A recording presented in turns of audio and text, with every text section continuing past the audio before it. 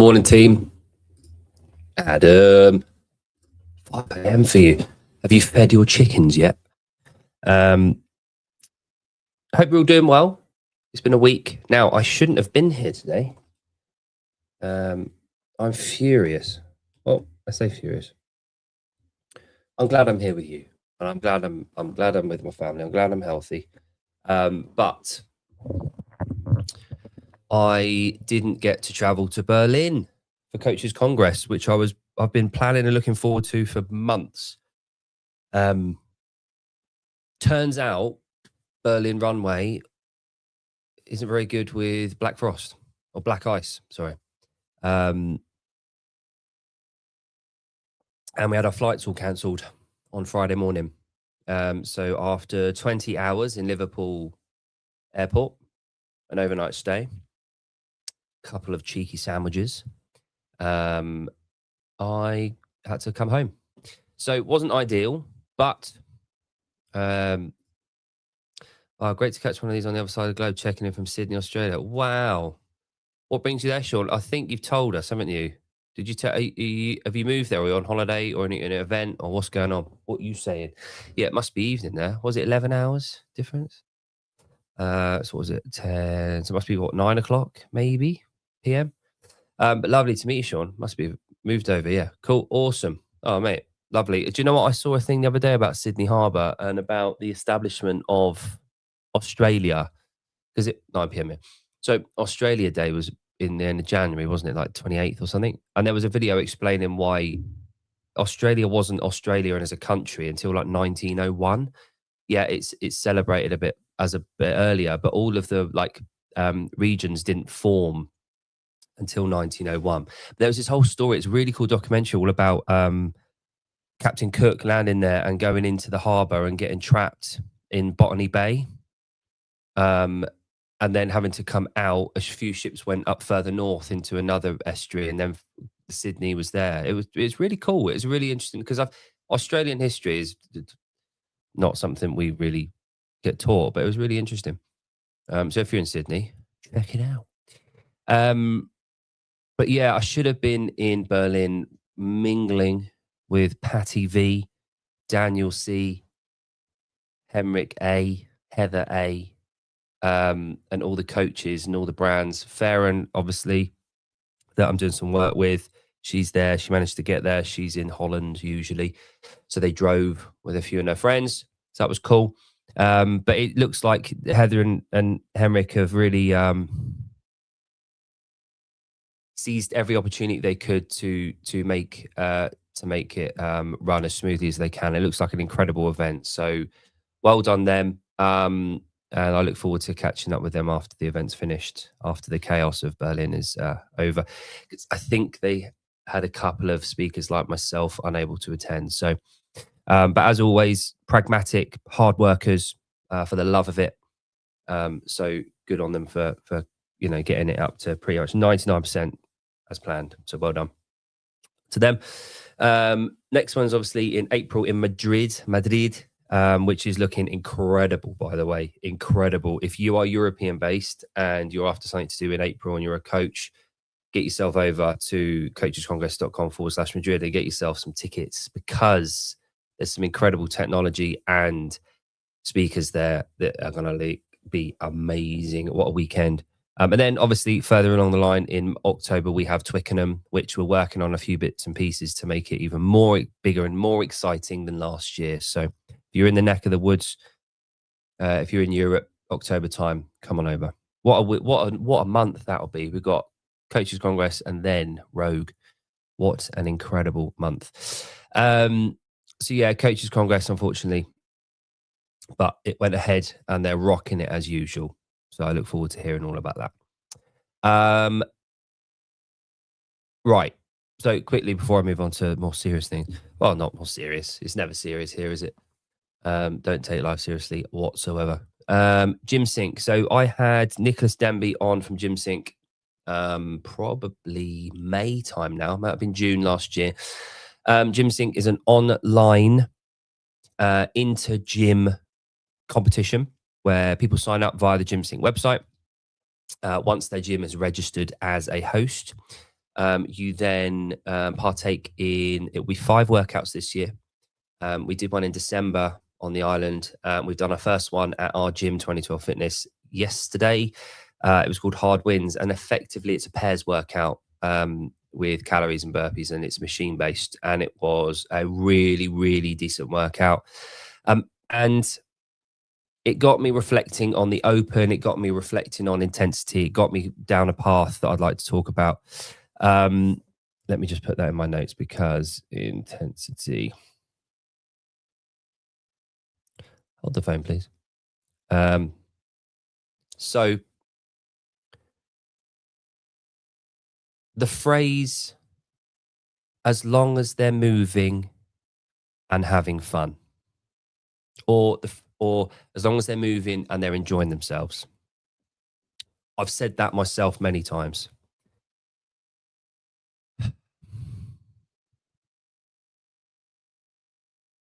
I'm not sure it's a responsible way to coach or own a gym or operate classes as long as they're moving and enjoying themselves.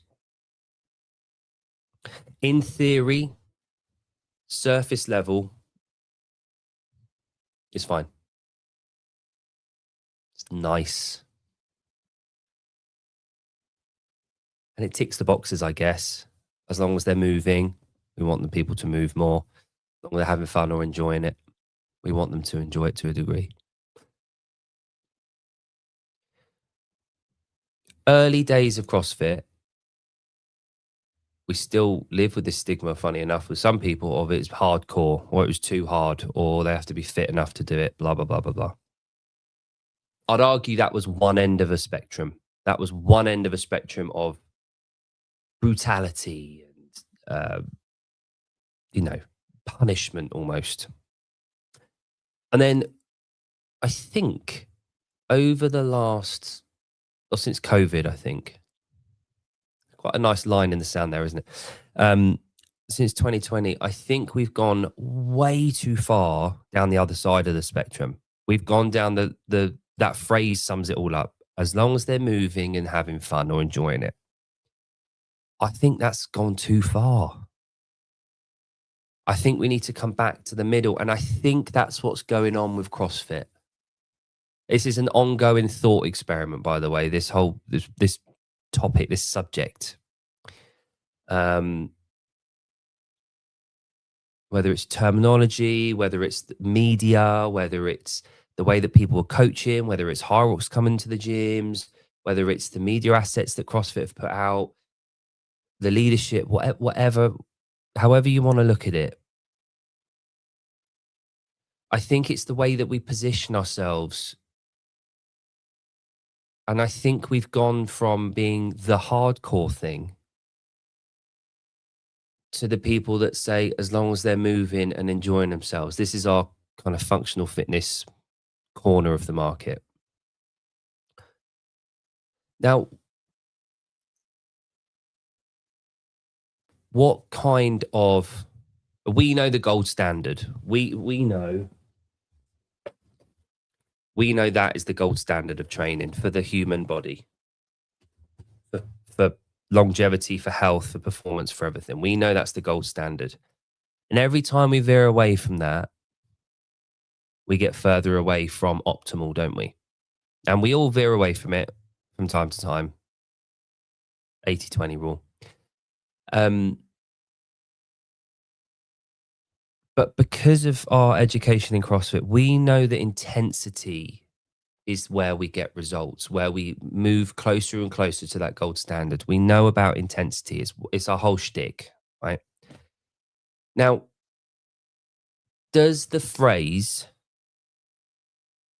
as long as they're moving and enjoying themselves, does that embody intensity? Does that allow us the tools to be optimal? Or does it move us further away? Now, the old Henry Ford quote, I think it's someone else, but it's attributed to him. You're either getting better or you're worse. You're either getting better or you're getting worse. So you don't stand still with this kind of thing. You don't stagnate with fitness. You're either improving yourself or you're getting worse. There's two options there. So if we think about it as binary as that, and we know the gold standard is intensity, does the phrase, as long as they're moving and they're enjoying themselves, does that make us better or worse towards optimum? Now, I get that there's a place for it. And I get that the term, as long as they're moving and they're enjoying themselves, isn't wrong. But the thing is, as long as, like, that's not the only criteria to that. The criteria is that they're working, that they're moving towards intensity, that they're going towards optimal. If you're not moving towards that, you're moving away from it. And we know that that's the standard that we're after. By the way, this is me fleshing it all out live on air because it's been something I've been trying to articulate. And I find this is like therapy. I can talk these ideas out, which is nice. It's like Sean and Adam are here as well. And I was so we had the gyms. The reason I said about this, that we had the gym sync event in our gym, and it's £12 per person to register for this, which is $16 ish, right? So $16 per person. Now, we had half the class doing it and had paid for it, and we had half the class, or more than half the class, sorry, so more than half, in the other side of the gym, doing the same workout, kind of, with different kit. Not easier, different kit. And 20 minutes this workout was. And at the end of the 20 minutes, the people that had paid were annihilated. All shapes and sizes, all experiences, high and low, all age groups, both sexes, all of them on the floor. Kaboom. The other side of the gym that hadn't paid and hadn't registered, under a minute after the workout had finished, they were up walking about, grabbing kit and getting ready for a part B. Now, I had my little camera and I did a little bit of like interviewing afterwards because, you know, it's good for social media. And we're trying to engage people into the accountability and competition side of it. And I asked a question to a few of them. And I said, do you think that financially investing in something means you're emotionally invested in something? And do you think that means that you work harder? And unanimously, it was a yes. And this is the argument we've had for the Open for the best part of 15 years now that I'm aware of, is that if you want to be emotionally attached and invested, truly emotionally and attached and invested in something, you need to really, in this instance, you need to financially invest. You need skin in the game. Things mean more when there's money involved in that situation. If you go into a casino and you put down $20 on a bet, compared to if you're sat around with your mates on a Friday night and there's no money involved, it might be fun still, but it means less. There's less on the lines. The stakes are lower. The stakes are higher when there's financial and therefore emotional investment in what we do. Just like if you train at home as opposed to paying for a coach or a membership at a gym.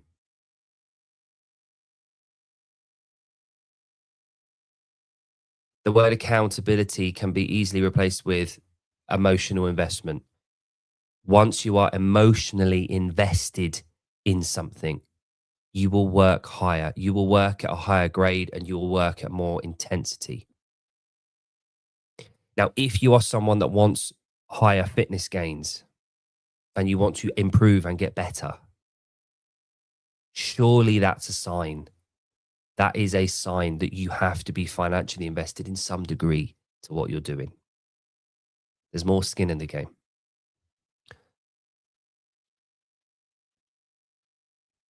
Now, that phrase, as long as they're moving and they're enjoying themselves,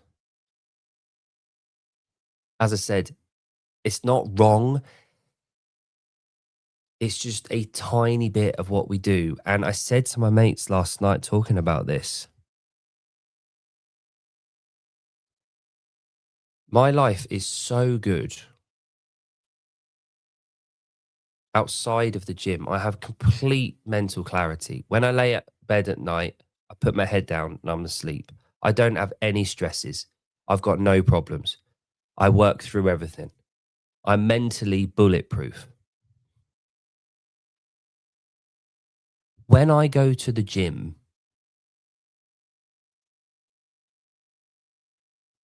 that's my call to arms. That's my battlefield. That's where I hurt. I go to the gym to feel bad. I go to the gym to punish. I go to the gym to put myself in a really dark place.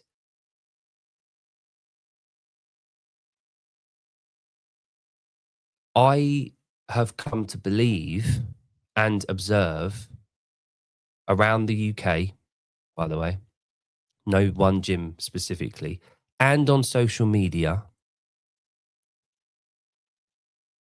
people tend now to go to the gym to feel good about themselves when they are there. And that blows my mind. I go to the gym voluntarily, knowing that I'm going to feel awful when I'm there at some point. Bad.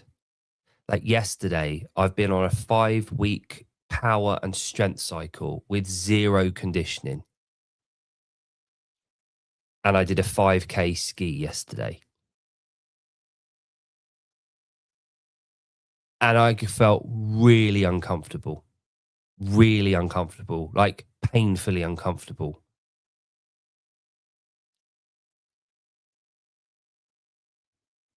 But that was what was required. I didn't go there to feel good. I went there to get better. And feeling good at the time isn't making me better. The gym isn't somewhere that you should go to feel good when you're there, in my opinion. You should feel good walking out of the gym because you felt really bad about 10 minutes before you're walking out. As long as they're moving and they're enjoying themselves.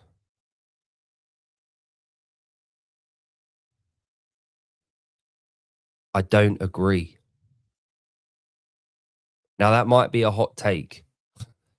Never done one of those before.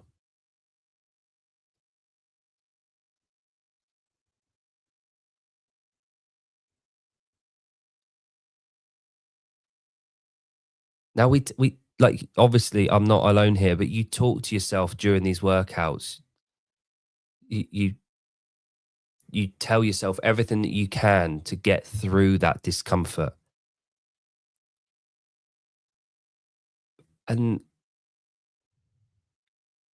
I think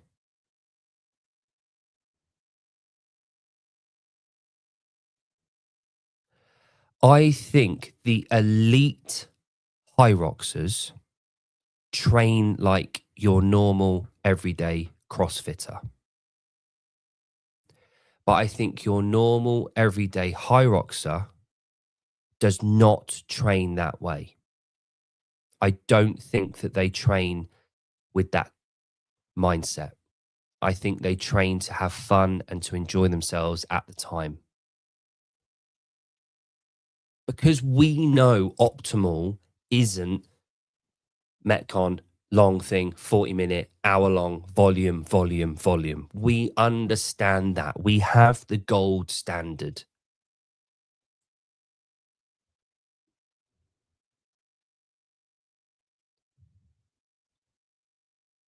Now, the question is, how do we sell that back to a group of people that have got comfortable?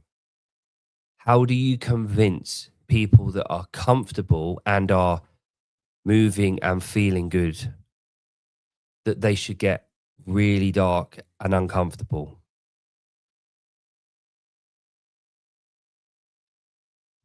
Well, you get them to do the open. You get them to compare results. You get them to see what CrossFitters that work out 5 times a week, that do predominantly strength and power exercise with there's some metabolic condition involved every day.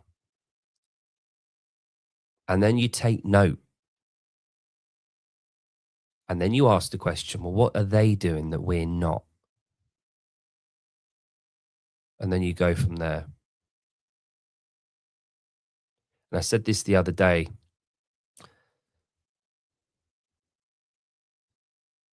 CrossFit, HQ, CrossFit, in our instance, UK CrossFit affiliates, they have a responsibility and a duty to highlight how readily and easily CrossFitters can participate in High Rocks events.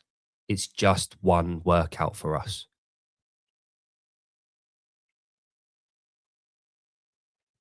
But anyway, I think I got my hot take done. All right, the next one.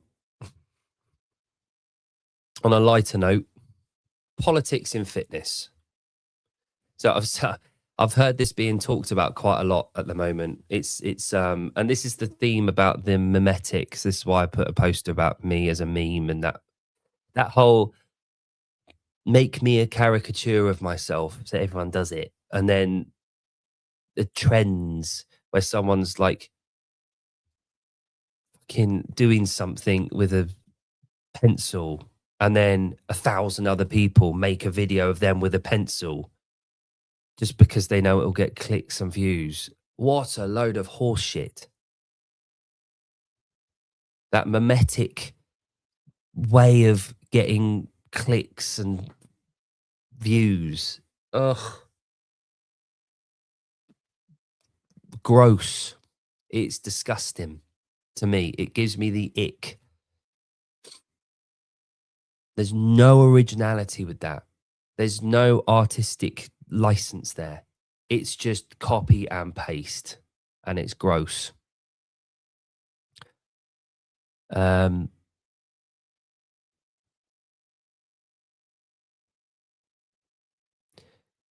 Now, fitness in politics. Sorry, politics in fitness. It seems like it's the buzz at the moment. Everyone wants to be political in the fitness space, or they're discussing why you should be political in the fitness space.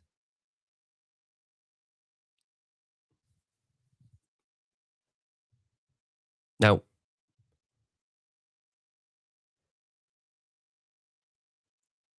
as far as I'm concerned, every person on planet Earth has a version of a political. They are involved in politics, whether they like it or not. The moment you are part of a culture or a society, you're involved in politics.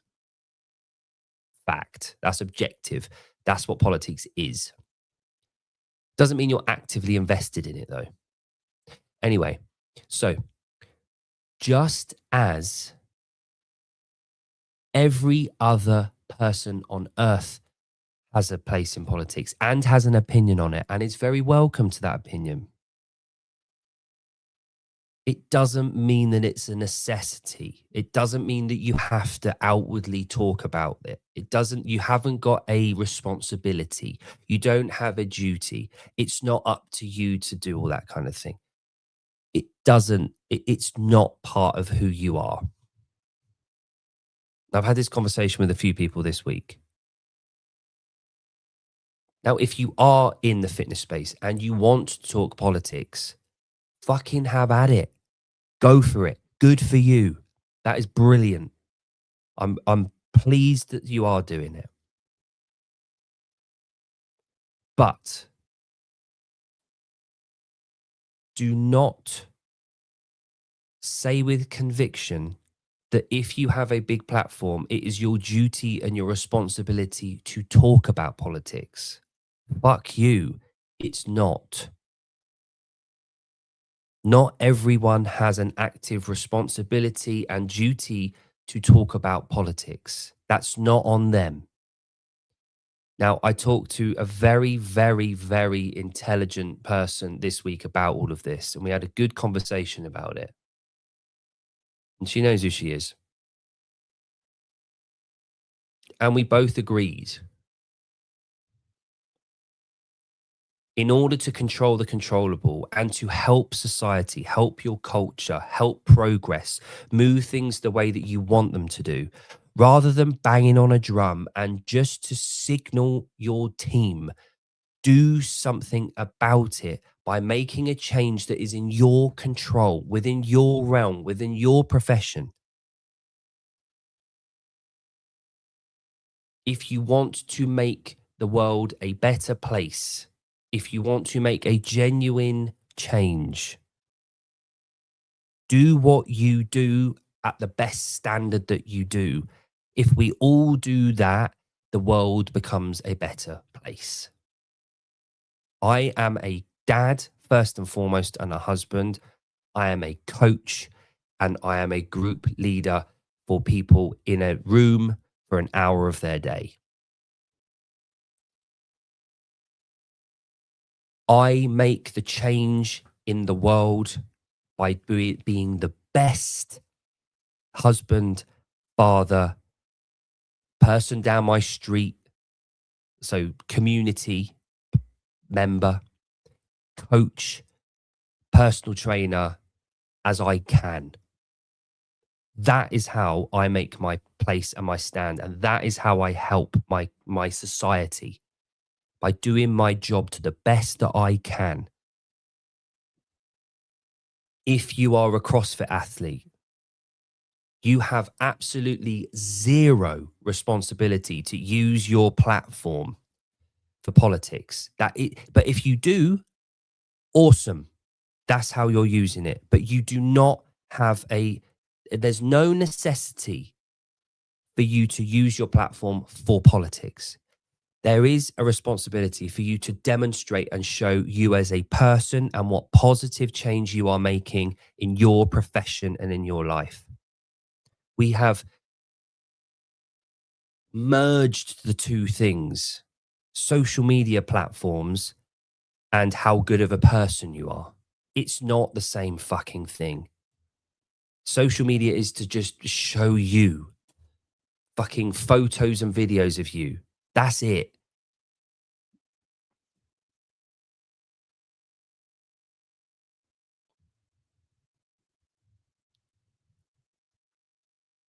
But like I said, if you want to do that, you go on, do it. No one is going to tell you not to. Well, a few idiots will. You are welcome to do that. But it's not a criteria point for having a platform. Do what you do best.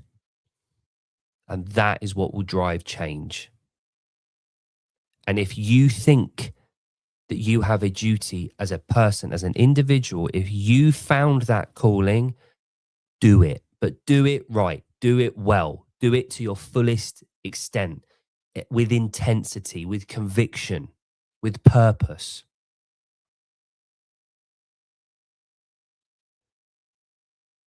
But for the love of whatever deity you have, never put that on other people for the sake of it. Nike said it great. Nike said it the best. Be light that shines in darkness. Exactly, Katie. Exactly. Hey, Bedouze. Um, Sorry, my soapbox is quite high up here. Um,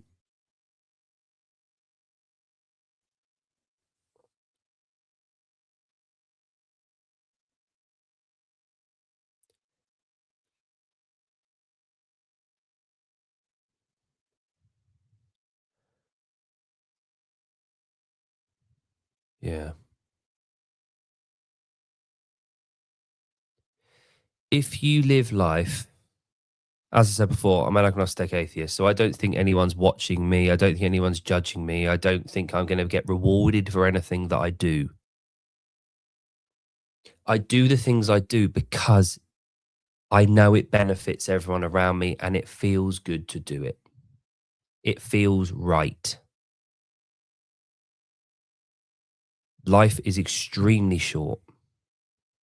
And what good is it being an asshole for that short, fleeting moment of bang that you are here experiencing consciousness? If it is consciousness, you are here. I think, therefore, I am. Why not put in the effort to be a good person? Because we know that overall, when you are good, everyone benefits. When everyone benefits, things get better.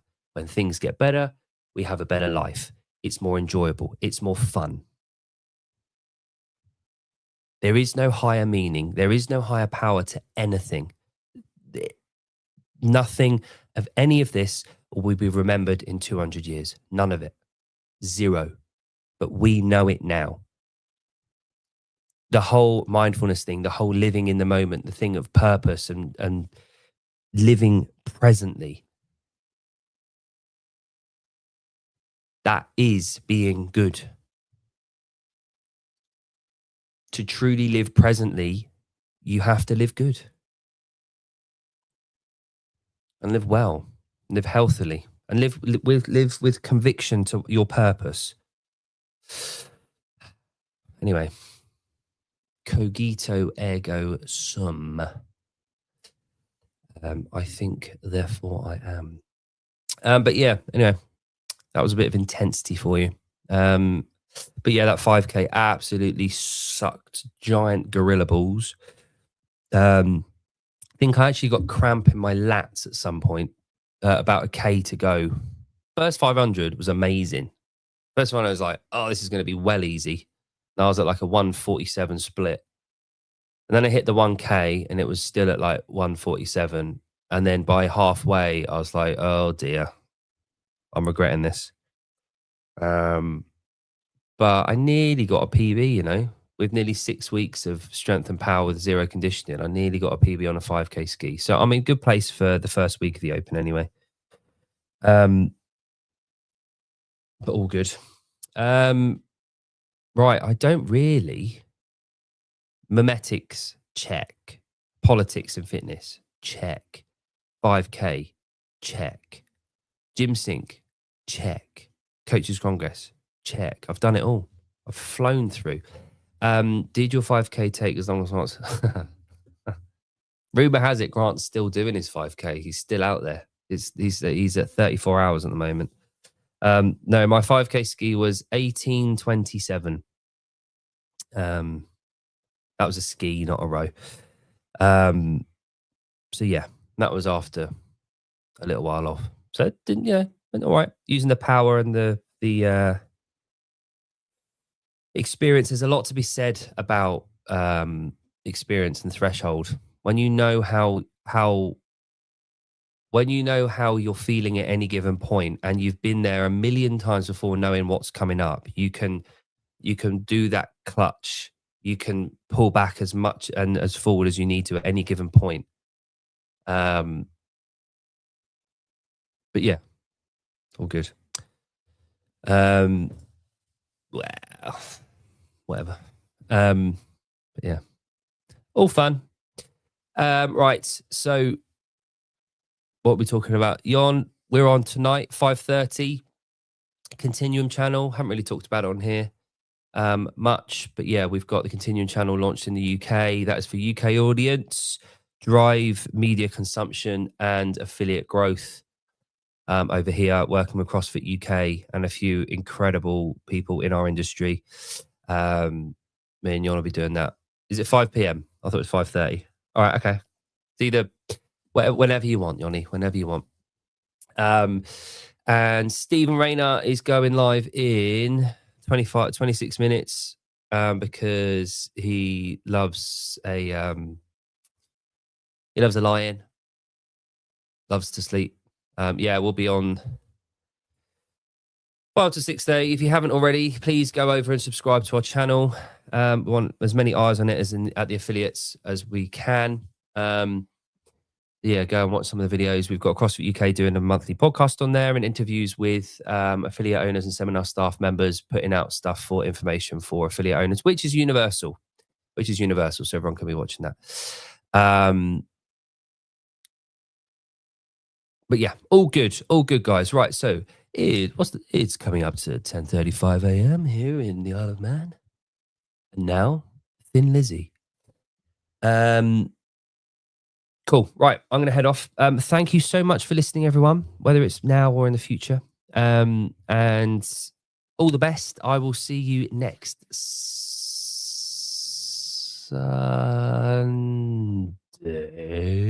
The reason I say next Sunday like that is because I'm at Wadaptive. We booked our ferry last week. We are going over, actually. That's a very, very good point. Well made, sir. Well made. Let me bring it up. WAD. So Wadaptive, for anyone who doesn't know, you should know by now. Come on. Is, I hate when they make these suggestions. You should follow this person. You should fuck off. Does that come up? Yeah, good. Wadaptive. OG Adaptive Pairs Competition, established 2023. This is the Adaptive Division Pairs Work Premier Adaptive Pairs Division competition in the UK. 15th of February is in London or just outside. Now, do you know what I've figured? I've just realised, right? So not just now. Anyway, there's Big Nige on the show back a few months ago. Abby Wynne-Jones will be there competing, and I'm hoping to do a show with her. She will be contributing to the Continuum channel as an athlete, as a bronze medalist at the Adaptive Games last year. And she's the Albert Einstein of the group.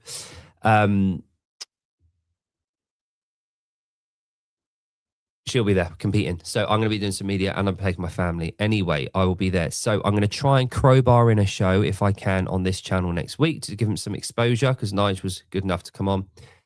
But yeah, so I'll be there next Sunday. So we'll be traveling Saturday on the ferry with the family. But Jon, have you ever been to Lakeside shopping centre? I don't know if you've ever heard it. But it's literally right there near Blue Water. I cannot wait. It's going to be absolutely amazing. We get to go shopping on the Saturday. 4.5 hour drive down from Liverpool. A bit of shopping, hotel, up, CrossFit competition, and then go and see my brother for a couple of days. How amazing is that? And then ferry back on Tuesday next week. So that's the plan. Adaptive. I'll be there and square with Abby and a few of the other athletes that are competing. I cannot wait. Thanks for joining me, gents. And you, Katie. Thanks for joining me. Sean, have a lovely time in Sydney now that you're over there. And I will see you all soon. Well, I'll see some of you this evening. Okay. Bye for now. Cheers, guys.